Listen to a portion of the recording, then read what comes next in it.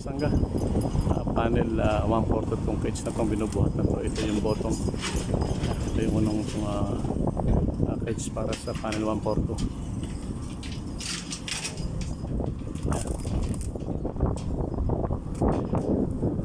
Water pressure natin, panel 1/4 cage.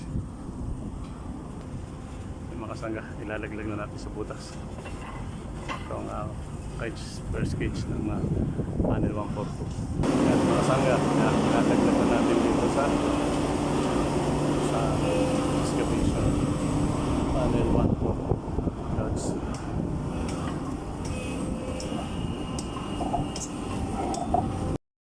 Yan guys, nahihulog na namin yung unang cage ng panel 1.